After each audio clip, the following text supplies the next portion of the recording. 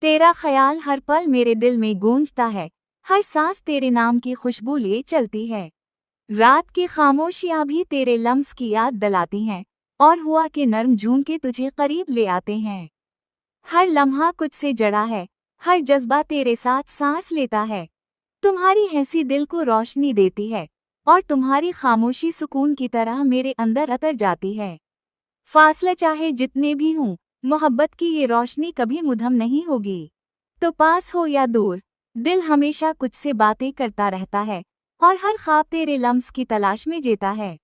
जिंदगी तेरे बगैर अधूरी है, और तेरे होने से हर मंजर हसीन लगता है। हर दिन, हर रात, हर लम्हा बस तेरे नाम के साथ जरता रहता है, और तेरी मोहब्बत मेरी दुनिया की सबसे करीब रोशनी है।